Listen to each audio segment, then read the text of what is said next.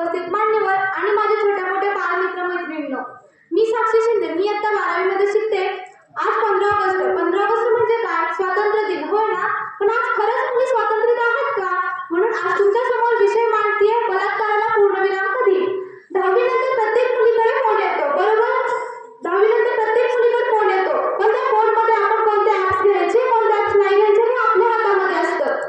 त्या फोनमध्ये टी6 नावाचा एक ऍप आहे, ज्याच्यामध्ये आपण अवेळी रात्री बाहेर असेल तर आपण त्यावेळेस पोलिसांची मदत घेऊ शकतो. पण नाही, आमच्या ताईला ते नाही करायचंय. आमच्या ताईला काय करायचंय?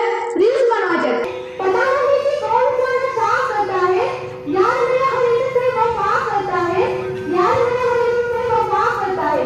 अगं बाई, तुला यार नशामध्ये आणि नशेमध्ये यार तुझा करतोय, म्हणूनच स्वातंत्र्य दिनाला सुद्धा बलात्काराला पूर्णविराम कधी हा विषय मला मांडावा लागतोय. आता ताई तू ठरव, तुला काय करायचंय? रील्स बनवायचे आहे तर रील्स बनवायचे आहे की स्वतःला सेफ ठेवायचे आहे? आता तुला गरज कशाची आहे? पण नाही, आमच्या ताईला काय फेमस व्हायचंय, इन्स्टाग्राम व्हायचंय. पण तुझ्या सेफ असशील तरच तू फेमस होशील ना. असिफा स्वल्पविराम, प्रियांका स्वल्पविराम, निर्भया स्वल्पविराम. अरे आमच्या मराठी भाषेत सुद्धा स्वल्पविराम आहे, प्रश्नचिन्ह आहे, पूर्णविराम सुद्धा आहे. पण बलात्काराला फक्त स्वल्पविराम लागतं, पूर्णविराम कधी? आता मी जी नावं घेतली त्यामध्ये असिफा असं एक नाव होतं. 6 वर्षापूर्वीची गोष्ट आहे. असिफा नावाच्या मुलीला 4 जणांनी देवळात नेण्यात आलं. तिच्यावर इंजेक्शन देऊन तब्बल 8 दिवस बलात्कार करण्यात आला. ती मेली की नाही हे त्यांना कन्फर्म नव्हतं, म्हणून डोक्यात 2 दगड फोडून त्या बिचारीचा जीव घेण्यात आला.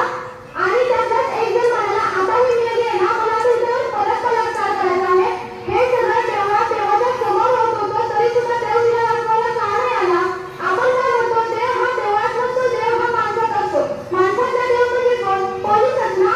पण ती मेली, आता मला तिच्यावर बलात्कार करायचा असं म्हणणारा तो एक पोलिसच होता. मग मुली आज सेफ आहेत का? आपण काढण्यात येतो बलात्काराला. आपल्या गावाकडची 2च कारण असतात. एक तर त्या मुलीने कपडे लावून, अरे त्या बिचारीच्या छातीवर